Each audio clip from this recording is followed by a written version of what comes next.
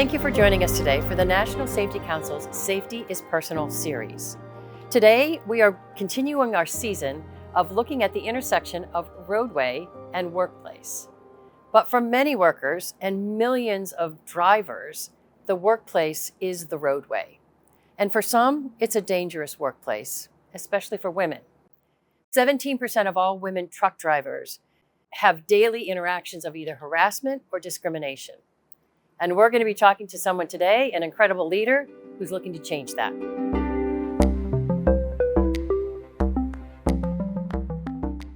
Today, we're going to be talking with Jennifer Hedrick. She's the president and CEO of Women in Trucking. This is an organization that supports over 8,000 members with mentoring, support, education, all to make sure that women drivers can be safe and have a great occupation. Jennifer has been in the transportation world for decades. Now she's bringing that immense experience to women in trucking.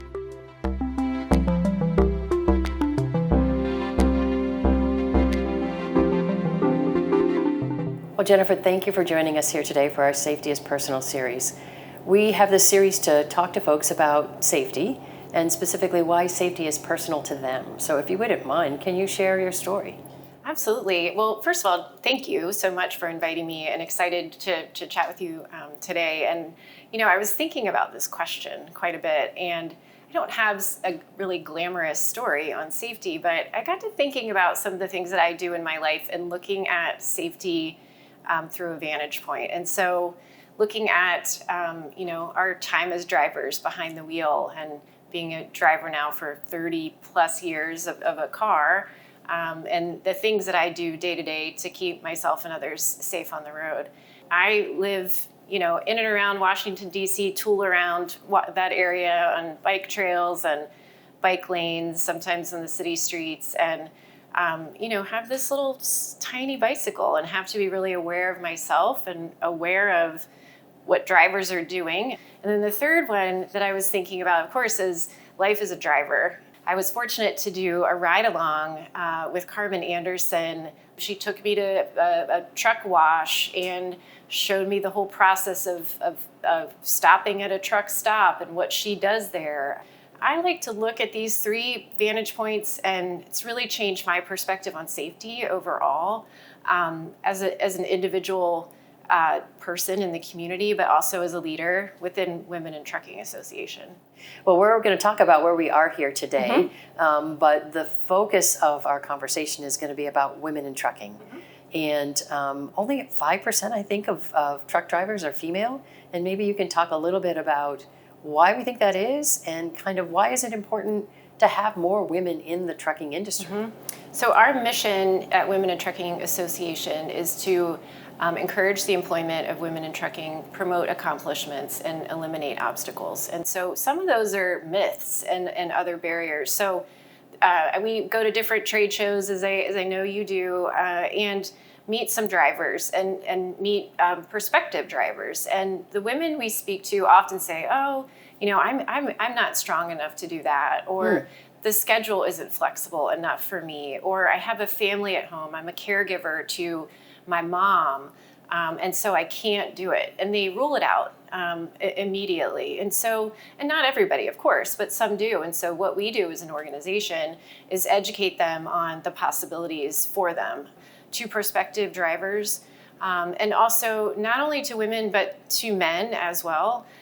We try to achieve and encourage male allyship. And so encouraging men to engage women in these roles, encouraging companies to make hiring a possibility for women. Yeah, it sounds like education is a big piece. If people are sort of excluding themselves before they perhaps get all the information about what's available. So why is it important for women to be in the trucking industry? Why do we need more than the 5% or so that we have today?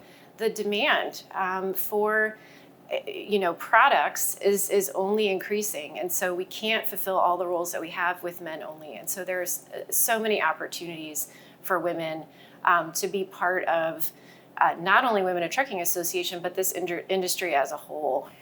So I started by explaining to everyone watching here today that workplace and roadway safety are not intersections. For many folks, the road is their workplace.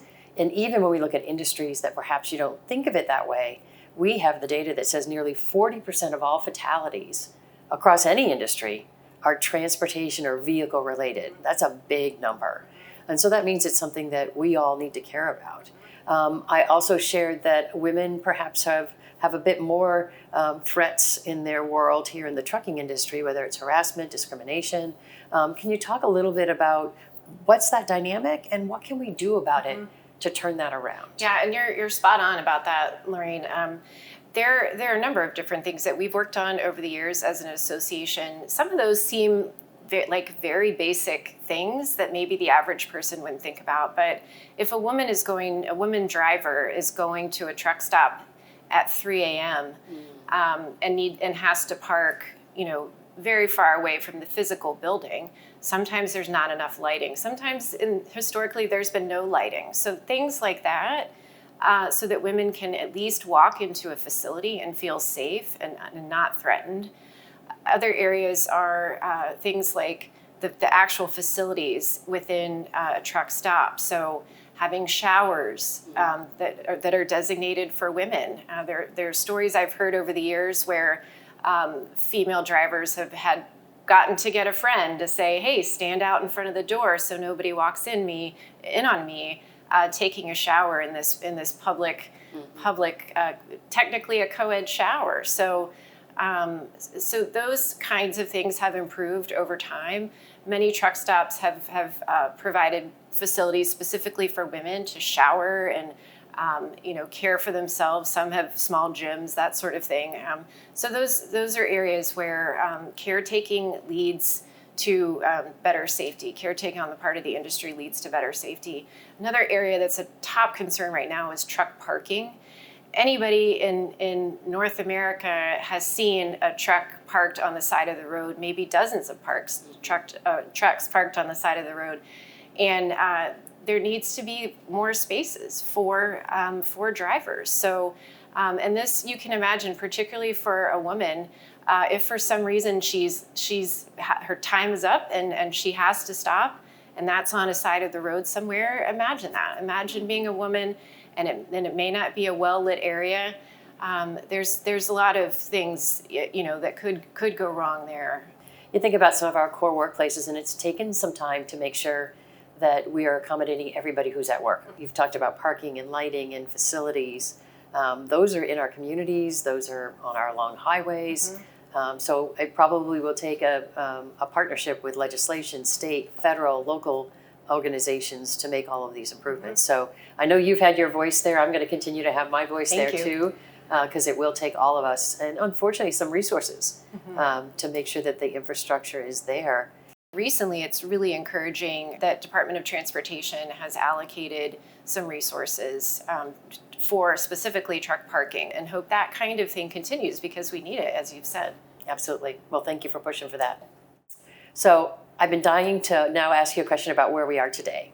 And we are right now in Michigan in a parking lot for Walmart. They've generously allowed us to use this space to have this dialogue. But you're here for a specific reason with an incredible asset. Can you talk to me about where are we right now and why is it so important to partner with folks like Walmart and others on women in trucking? Absolutely. So we're sitting in our Whitney trailer, Whitney. And Whitney is a traveling trailer. So she's an educational trailer where folks can come in, interact with kiosks, learn more about what it's like to be in the trucking profession. We have some interactive examples where they can take quizzes to see if they're a good fit for trucking. The big piece, though, is a simulator where folks can sit down and actually feel like they're driving a truck. All right, well, can we go see the simulator? Absolutely, let's do it. Let's do it.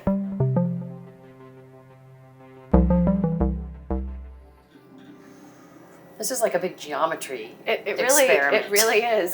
Oh, that was good. That was good. Awesome. You're getting your speed up a little bit too. That's good.